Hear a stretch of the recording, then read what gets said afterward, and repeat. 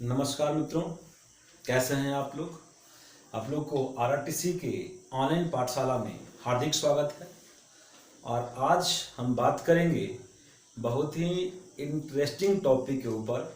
जैसा कि आप लोग थंबनेल में देख चुके होंगे, तो आज हम बात करेंगे कि इस्लाम में हलाला प्रथा क्या है।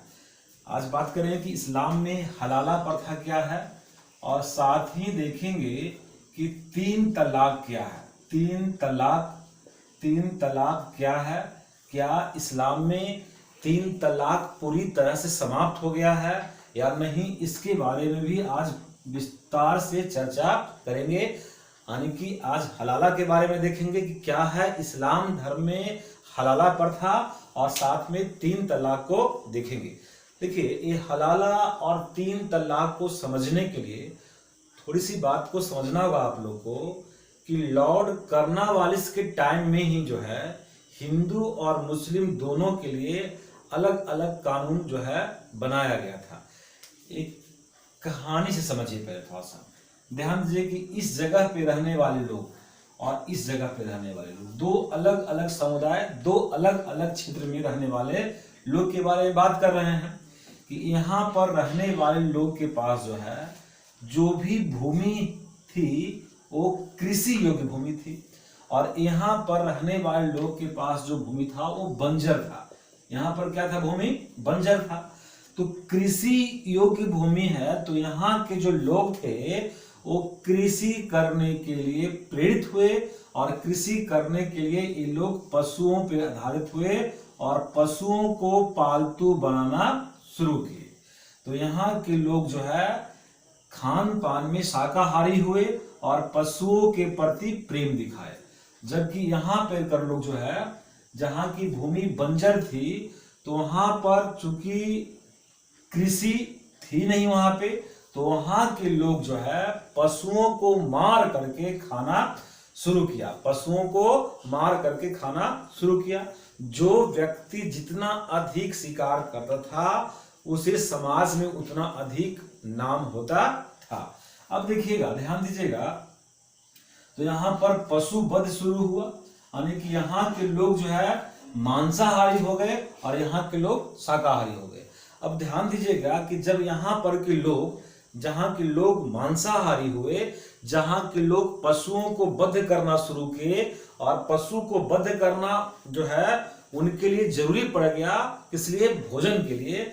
तो इस दरमियान अगर कोई व्यक्ति मारा गया तो उस समय उसकी पत्नी जो है विधवा हो जाती थी, यानी कि उसको रख रखाव की खर्च कहाँ से आएगा, उसे खान पान कहाँ से मिलेगा। इस कारण से यहाँ के लोग जो है एक एक पुरुष जो है कई स्त्रियों से विवाह करते थे। उसके विपरीत यहाँ पर देखिए कि चूंकि यहाँ पर के लोग के लिए जो है कृषि महत्वपूर्ण आधार था जीविका का, तो यहाँ पर के लोग में देखा गया कि लगातार जो है जनसंख्या जब बढ़ना शुरू हुआ तो भूमि का बंटवारा शुरू हुआ। तो इस तरह से क्या हुआ कि भूमि बढ़ते बढ़ते बहुत छोटा छोटा टुकड़ा लोगों के बीच रह गया। तो यहाँ के लोग के पीछे प्रथा चला कि एक महिला से कई पुरुष विवाह करना शुरू कर दिए। एक महिला से कई पुरुष विवाह करना शुरू कर दिए ताकि उन भाइयों के बीच बंटवारा न हो।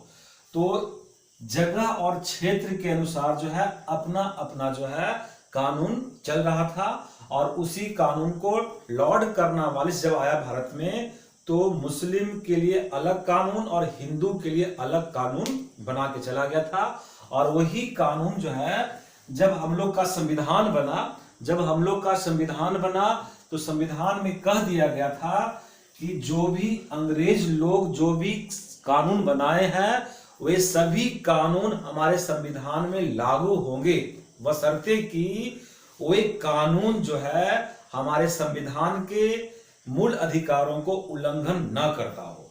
अगर अंग्रेजों द्वारा बनाया गया कानून हमारे मौलिक अधिकार का उल्लंघन करता हो तो उस कानून को समाप्त कर दिया जाएगा, उस कानून को शून्य मान लिया जाएगा। लेकिन ऐसा किया गया था। तो हिंदू के लिए अलग कानून थे और मुस्लिम के लिए अलग। तो यहाँ पर ध्यान दीजिएगा, यानी कि ये दो टर्म जो है हलाला और तीन तलाक, ये दोनों को समझने के लिए सबसे पहले हम शुरुआत करते हैं उसका कि इस्लाम में निकाह होता है। पहले क्या होता है? निकाह। देखिए, ये निकाह का मतलब होता है, हिंदू धर्म में इसको बोलते हैं विवाह। क्या बोलते हैं? विवाह। तो ये निकाह जो है एक प्रकार का, इस्लाम धर्म में एक प्रकार का यह इकरारनामा है, यानी कि एग्रीमेंट है। निकाह जो है एक प्रकार का इकरारनामा है, यानी कि एक प्रकार का एग्रीमेंट है। जैसे देखिएगा, अगर हिंदू धर्म में विवाह होती है तो जब लड़के वाले लोग बारात लेकर जाते हैं तो उनके साथ भी एक पंडित जाता है, और लड़की यानी कि वधु पक्ष से भी वहां पंडित होते हैं। तो उसी प्रकार जब इस्लाम धर्म के लोग निकाह करने जाते हैं तो उनके साथ एक मौलाना भी साथ में जाता है।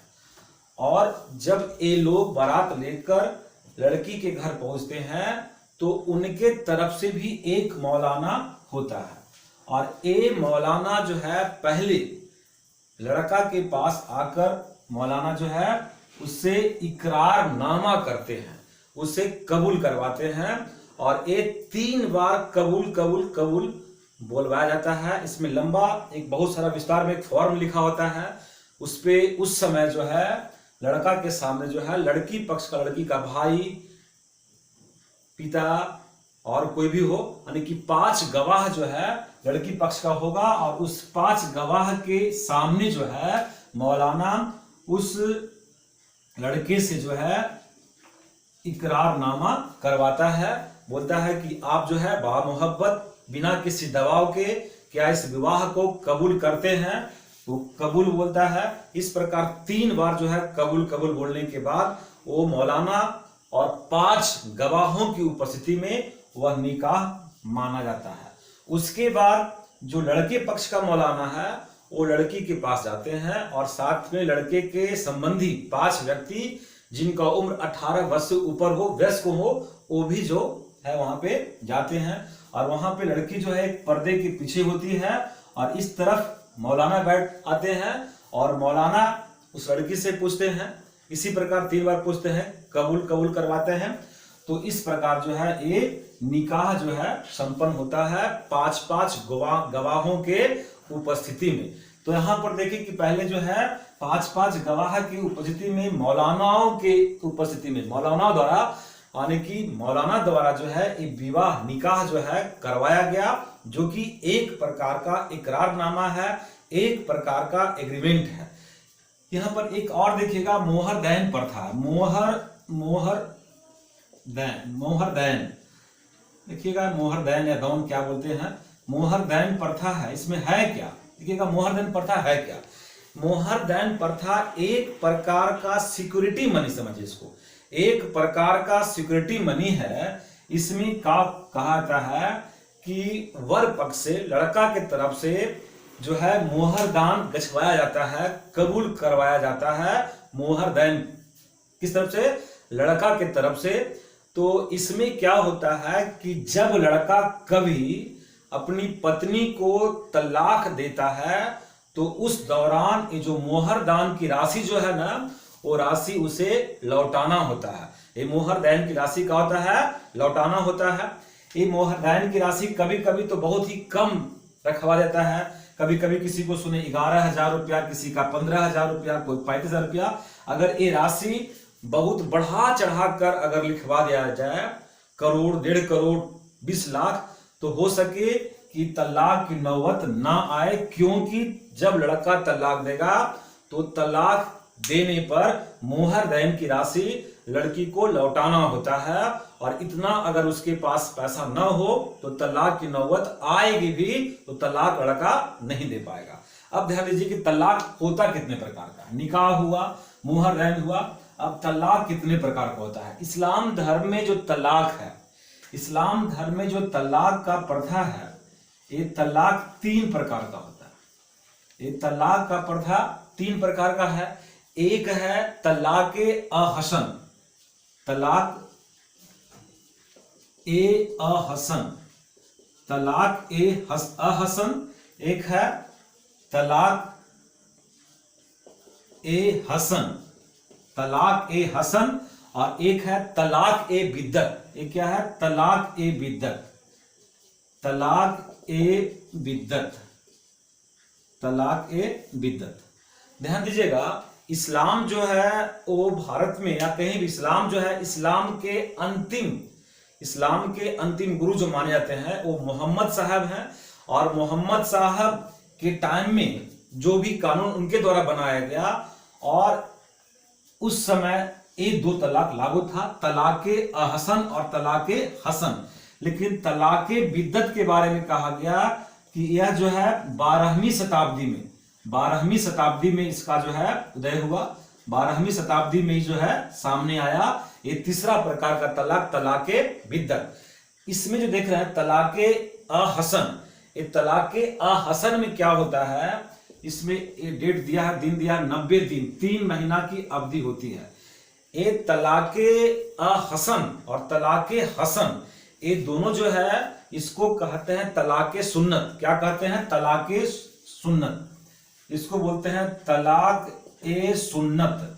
तलाके सुन्नत बोलते हैं, तलाके सुन्नत। देखिए, तलाके सुन्नत, सुन्नत का मतलब हुआ ट्रेडिशनली, यानी कि परंपरागत, यानी कि ये पहले से चलते आ रहा था। तलाके हसन और तलाके हसन ये पहले से चलते आ रहा था। अब समझना है इसमें है क्या। देखिए, ये तलाके ए हसन में क्या है कि इसमें अगर मान लिया जाए कि लड़का और लड़की, पति पत्नी दोनों साथ रहने को तैयार नहीं है, तो वे तलाक एक दूसरे को दे देंगे, एक बार तलाक बोलेंगे, और उसके बाद उन दोनों को कहा जाएगा कि आप लोग जो है 90 दिनों तक, 3 महीना तक एक दूसरे से अलग रहिए, एक दूसरे से अलग रहना होगा। और 90 दिनों तक अगर उन दोनों के बीच में यह इकरार रहता है कि हम लोग अब तलाक लेकर रहेंगे, साथ नहीं रहेंगे, तो 90 दिन के बाद 91वां दिन जो है मौलाना और कुछ गवाहों की उपस्थिति में, 2 गवाह रहते हैं, और इस गवाह की उपस्थिति में ये तलाक जो है मान लिया जाता है।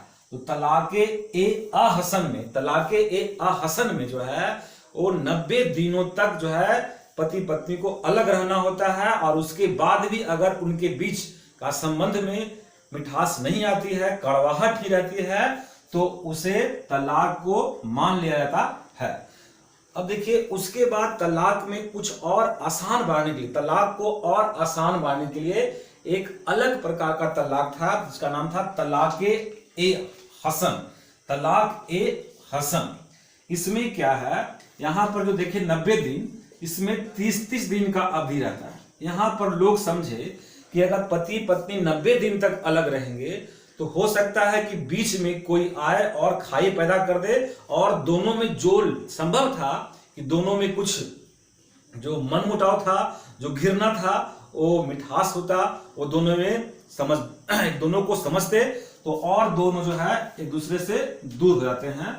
इसलिए इसमें क्या किया गया कि एक बार तलाक बोलेगा तो उसके बाद 30 दिनों के लिए दोनों को अलग अलग कर दिया जाता है, और 30 दिन के बाद फिर जो है लड़की और लड़का को बुलाया जाएगा, और फिर उससे पूछा जाएगा कि क्या आप तलाक देना चाहते हैं या सुलह करना चाहते हैं। अगर इस वक्त अगर सुलह करना चाहेंगे तो सुलह हो सकता है, नहीं तो यहां पर फिर बोलेगा तलाक, तो फिर 30 दिन का टाइम दिया जाएगा, फिर 30 दिन का टाइम मिलेगा, और 30 दिन के बाद फिर उसे बुलाया जाएगा। अगर यहां पर भी अगर वह इकरार नहीं करता है, यहां पर भी तलाक देना चाहता है, तो उसे फिर 30 दिन का टाइम दिया जाएगा, और ये लास्ट टाइम है। इसके बाद अगर तलाक देना चाहता है तो तलाक कबूल कर लिया जाएगा। तो ये दोनों जो तलाक की परंपरा है, तलाके ए अहसन और तलाके हसन, ये दोनों प्रथा अभी भी कायम है। लेकिन देखिएगा, यहां पर एक प्रथा था तलाके बिद्दत। तलाके बिद्दत, इसका शुरुआत ही 12वीं शताब्दी में हुआ। और तलाके बिद्दत में क्या है कि इसमें फोन से, चिट्ठी पे, व्हाट्सएप पे, फेसबुक पे 3 बार तलाक तलाक तलाक बोल देने पे वो जो है तलाक मान लिया जाता था। जैसे मान लिया जाए कि इसमें अगर कह दिया गया कि मान लिया कोई लड़का सऊदी अरब में रहता है और उसकी पत्नी इंडिया में रहती है, उसकी माँ लड़का से शिकायत करती है कि तुम्हारी जो बीवी है वो किसी लड़के से फोन से बात करती है। वो लड़का सुना और गुस्सा में आके अपनी पत्नी को 3 बार तलाक तलाक तलाक बोला और वे तलाक मान लिया जाता था। तो ये तलाके बिद्दत जो है ये सही प्रकार का तलाक नहीं था, एक गुस्से और आवेश में आकर दिया गया तलाक था, जिससे लाखों मुस्लिम महिलाएं प्रताड़ित होती थी। लाखों मुस्लिम महिलाएं प्रताड़ित होती थी। अब अगर मान लिया जाए, अब ध्यान दीजिएगा, ये समझ में आया 3 तलाक। अब अगर मान लिया जाए कि गुस्से में आकर तलाक तो दे दिए, अब चाहते हैं कि नहीं, मान लिया कि कोई लड़की ए है और लड़का क्या है, बी है। लड़का बी का निकाह ए नामक लड़की से हुआ था और ये 3 तलाक के तहत जो है ए लड़की को बी लड़का जो है, बी बॉय जी गर्ल, ये जी को जो है क्या कर दिया, तलाक तलाक तलाक कह के तलाक के बिद्दत के तहत तलाक दे दिया। लेकिन 6 महीना 7 महीना के बाद उसे लगता है कि ये हमने सही नहीं किया और वे अब चाहता है बी कि हम फिर से जी से निकाह कर ले। तो अब ध्यान दीजिए कि अब ये निकाह संभव नहीं है। ये इस्लाम में अब जो है ये दोबारा इससे निकाह अब लड़का वो नहीं कर सकता है। अब इसमें क्या है कि इसमें एक रूल बनाया गया है इस्लाम में कि अगर बी नामक लड़का जी नामक लड़की से फिर से निकाह करना चाहता है तो उस लड़की को पहले दूसरे लड़के के साथ निकाह करना होगा और फिर वह लड़का जब उसको देगा तलाक तब फिर उससे जो है विवाह करेगा। इस प्रथा को ही कहते हैं हलाला प्रथा। इस प्रथा को ही क्या कहते हैं, हलाला प्रथा। इस प्रथा को ही कहते हैं हलाला। अब ध्यान दीजिए, इसमें क्या होगा कि मान लिया जाए कि बी जो लड़का है, जी लड़की को तलाक दिया, तलाक के बिद्दत के तहत, 3 तलाक के तहत, और फिर 6 माह के बाद अगर वो चाहता है कि हम इससे विवाह कर ले तो जी का विवाह फिर किसी दूसरे लड़के के साथ करवाना होगा और फिर वो तलाक देगा, तब जाकर जो है बी से उसका फिर से निकाह होगा। अब मान लिया जाए कि इस शर्त पर जी नामक लड़की का विवाह किसी एस नामक लड़के से कर दिया गया कि आप आज निकाह कर लो और फिर जो है कल तलाक दे देना ताकि हम जो है फिर से जी से निकाह कर ले। अब मान लिया कि निकाह करने के बाद एस का कहता है कल कि हम तलाक नहीं देंगे, हम अभी तलाक नहीं देंगे, अभी हम देखेंगे 1 महीना 2 महीना। अब लोग तो पड़ गए चक्कर में। अब यहां पर ध्यान दीजिए कि जी नामक लड़की जो है इसका कितना कंडीशन खराब होगा, कितना स्थिति इसका खराब होगा। तो ये जो हलाला प्रथा है ये जो है बहुत ही गड़बड़ प्रथा थी। इसी के तहत ध्यान दीजिएगा, इसी के तहत एक कंडीशन देखिए, मीना कुमारी नामक हीरोइन थी। मीना कुमारी 50-60 के दशक के महत्वपूर्ण बहुत ही खूबसूरत अदाकारा थी, बहुत ही खूबसूरत हीरोइन थी। ये जो है 1951 में एक फिल्म बनाई थी तमाशा। मीना कुमारी फिल्म बना रही थी तमाशा और तमाशा का शूटिंग चल रहा था। उसी वक्त फिल्म के डायरेक्टर कमाल अमरोही से इसका मुलाकात हुआ। कमाल अमरोही से इसका मुलाकात हुआ। किसका? मीना कुमारी का। मीना कुमारी का मुलाकात किससे हुआ? कमाल अमरोही से मुलाकात हुआ और कमाल अमरोही से 1952 में ये जो है निकाह कर लेती है। 1952 में कमाल अमरोही से मीना कुमारी निकाह कर लेती है। लेकिन 1964 में क्या होता है, मीना कुमारी और कमाल अमरोही के बीच कुछ अनबन होता है और 1964 में तलाक बिद्दत के तहत जो है मीना कुमारी को गुस्से में आकर जो है कमाल अमरोही तलाक के तहत तलाक दे देता है। लेकिन कुछ ही दिनों के बाद फिर ऐसा उसे लगता है कि उसने गलत कर दिया और फिर से कमाल अमरोही मीना कुमारी के साथ निकाह करना चाहता है। तो अब यहां पर देखिए कि अब मीना कुमारी का निकाह कमाल अमरोही से किस शर्त पर होगा? जब हलाला होगा तो, यानी कि मीना कुमारी को फिर किसी लड़के से विवाह करना होगा और उससे तलाक होगा, तब जाकर जो है मीना कुमारी फिर से कमाल अमरोही से विवाह करेगी। इस कंडीशन में ये जो है मीना कुमारी का विवाह जो है उस समय की एक अभिनेत्री थी जीनत अमान से जो है, अमान के पिता जीनत अमान के पिता से जो है मीना कुमारी का निकाह हुआ और 1 महीने बाद जीनत अमान के पिता जो है, जीनत अमान के पिता जो है तलाक दिए मीना कुमारी को। तब जाकर मीना कुमारी का फिर से निकाह किससे हुआ? कमाल अमरोही से हुआ। अब देखिए इस बात में कितना सच्चाई है कितना नहीं है ये आप और देख सकते हैं। लेकिन इसी बात को लेकर हाल में कंगना रनावत भी चर्चा में रही थी। एक कंगना रनावत भी जो है इसके बारे में बात कुछ मीडिया में हाईलाइट की थी, किसके बारे में? मीना कुमारी और कमाल अमरोही के बारे में, जो कि हलाला प्रथा से गुजरे थे। तो ये देखिए आप हलाला प्रथा, इसमें क्या है कि बहुत तरह की बुराई इसमें है हलाला प्रथा में। अब इसमें क्या हुआ, यहाँ पर ध्यान दीजिएगा, जब हम बी, जी और एस की बात कर रहे थे तो यहाँ पर कई बार अब क्या हुआ कि अब इसमें लोग चुन लिए कि 80 वर्ष के बुढ़ा से विवाह करवा दो ताकि वो तलाक दे दे। अब इसमें कुछ पैसा देके उस बूढ़े से फिर से निकाह करवा दो। अब क्या हुआ कि अगर बी जी से पुनः विवाह करना चाहता है तो एस जो है उसका उम्र 80 वर्ष के बुजुर्ग से विवाह करा देगा, कुछ पैसा देकर कि तुम आज विवाह कर लो और कल जो है फिर तलाक दे देना ताकि परसों फिर से हमसे निकाह कर ले।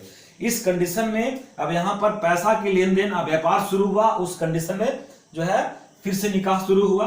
अब कई ऐसा भी कहानी आया है कि 80 वर्ष का बुजुर्ग भी कई बार जो है तलाक देने से इनकार कर देता है हलाला प्रथा में। तो ये जो है हलाला प्रथा एक गलत प्रथा थी जो कि तलाके बिद्दत के तहत जो है आई थी। अब देखिएगा ये जो तलाके बिद्दत, ट्रिपल तलाक जो है तलाके बिद्दत, इसमें क्या हुआ कि इसी के तहत जो है क्या हुआ कि सुप्रीम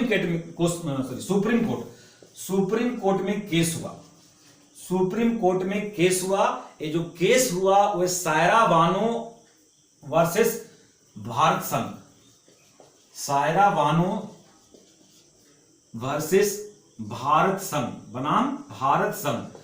ये जो सायरा बानो है इसका पति इसे ट्रिपल तलाक 3 तलाक दे दिया। अब सायरा बानो जो केस की अपने पति पर ना केस करके एक डायरेक्ट भारत सरकार पे ही केस कर दी।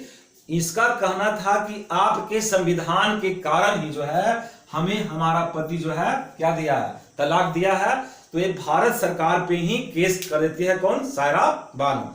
अब देखिएगा कि जब कोई केस सुप्रीम कोर्ट में सरकार के खिलाफ हो तो इसके लिए क्या बैठता है? जजों का बेंच बैठता है, संवैधानिक पीठ बनता है। और सुप्रीम कोर्ट में जो है अभी तक जो है सबसे लंबी पीठ जो बना है, बड़ा जजों का जो बेंच बना है वो 13 जज का बना है। किसमें? और एक में बना है किसका? 11 जजों का बेंच बना है। 13 बना है केशवानंद भारती वाला मामला में, 13 जजों का बेंच केशवानंद भारती वाला मामला में बना है और 11 जजों का बेंच गोलकनाथ वाला मामला में बना है। ये जो सायरा बानो बनाम भारत संघ का जो मामला था, इस मामला में सुप्रीम कोर्ट के 5 जजों का बेंच बैठता है, 5 जजों का बेंच बैठता है संवैधानिक पीठ में। और ऐसे भी सुप्रीम कोर्ट में कम से कम 5 जजों का बेंच संवैधानिक पीठ कहलाता है और हाई कोर्ट में 3 जजों का बेंच संवैधानिक पीठ कहलाता है। तो सायरा बानो मामले में 5 जजों का बेंच बैठता है, सायरा बानो मामले में 5 जजों का बेंच बैठता है। अब देखिएगा इस 5 जज के बेंच में जो है ये 2 जज का कहना है, ये 2 जज का कहना है कि ये सही है, यानी कि ये फेवर में आ गए, ये फेवर में आ गए। 2 जज जो है वो ट्रिपल तलाक के फेवर में आ गए और 2 जज जो है अगेंस्ट में आ गए। 2 जज जो है एक कहते हैं सहारा लिए अनुच्छेद 14 और 13 का। अनुच्छेद 14 में कहा गया है समानता का अधिकार, यानी कि महिला और पुरुष, लड़का और लड़की को दोनों को समान अधिकार मिलना चाहिए। लेकिन ट्रिपल तलाक में लड़का को अधिक अधिकार मिल रहा था जबकि लड़कियों को कम अधिकार मिल रहा था। ये जो ट्रिपल तलाक वाला जो केस समझ रहे हैं आप लोग, इसमें ध्यान दीजिएगा कि जितना भी केस हुआ उसमें लगभग 80% केस में महिला प्रताड़ित हो रही थी। 20% ऐसा मामला था जिसमें कुछ लड़कियां की बदमाशी भी थी, लेकिन लगभग में लड़कों का बदमाशी था। तो 14 में था समानता का अधिकार और अनुच्छेद 13 कहता है कि अगर कोई पहले का कानून बना हो और उस कानून से वर्तमान में संविधान में वर्णित मौलिक अधिकार का हनन हो रहा हो तो उस मौलिक अधिकार के संदर्भ में उस पहले वाले कानून को शून्य मान लिया जाएगा। तो यह दोनों के खिलाफ था, इसलिए 2 जज जो है ट्रिपल तलाक के खिलाफ में आ गए। और एक तीसरा जज जो है, इनका कहना था कि ये अन इस्लामिक बात है, ये अन इस्लामिक है क्योंकि इस्लाम का शुरुआत जो है 7वीं शताब्दी में हुआ है और ये जो तलाक़े बिदअत है ये 12वीं सदी में आया है। तलाक़े बिदअत कब आया है? 12वीं सदी में आया है।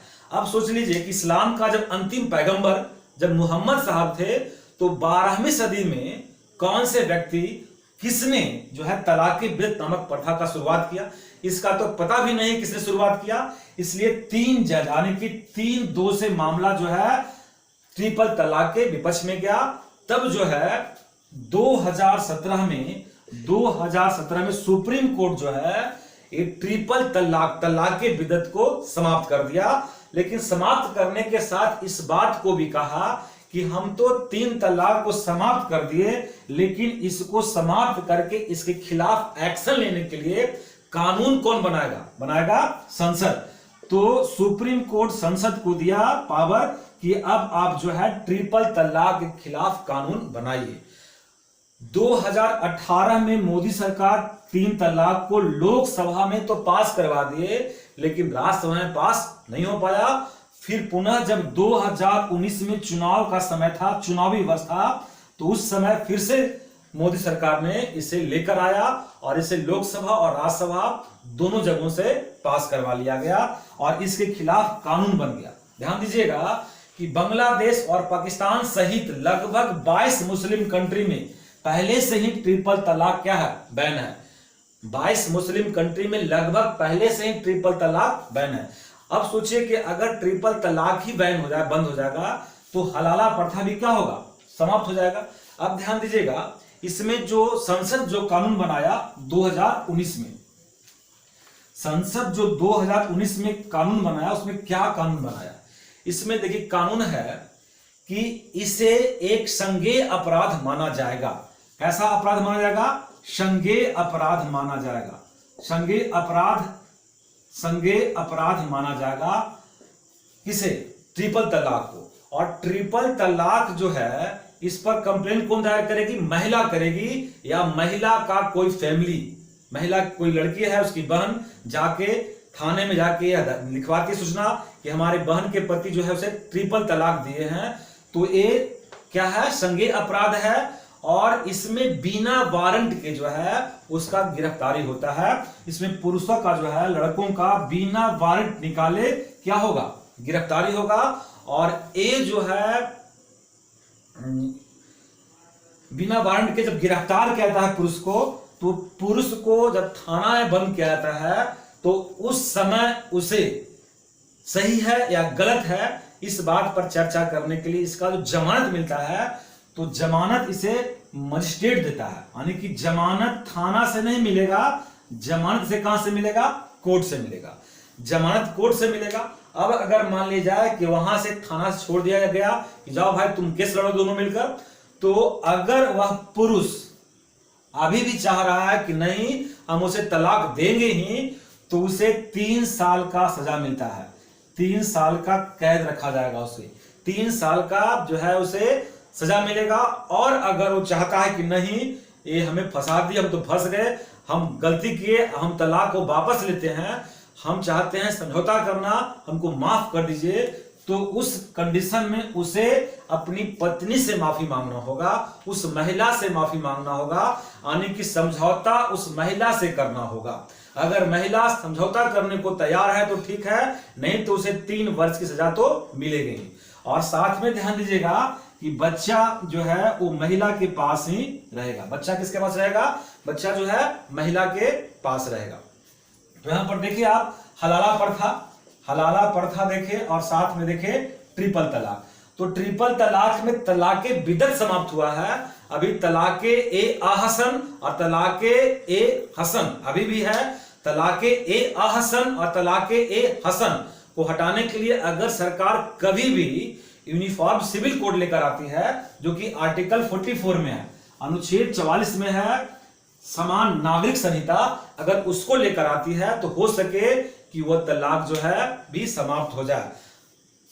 तो यहां पर ध्यान दीजिएगा, ये हलाला प्रथा ये पहले से चलते आ रहा था। इस्लाम में प्रथा ऐसा था कि मान लिया अगर पति पत्नी को तलाक देता है तो उस कंडीशन में हलाला का मतलब था कि वह पत्नी फिर दूसरे मर्द से विवाह निकाह करेगी, ताकि पहले पति को जो है इस बात का आभास हो कि हमने गलती किया है। लेकिन अगर जानबूझकर ऐसा किया जाए तो ये हलाला प्रथा सही नहीं है। तो ये था हलाला प्रथा और 3 तलाक के ऊपर बात। तो आज के लिए इतना ही। थैंक यू, धन्यवाद।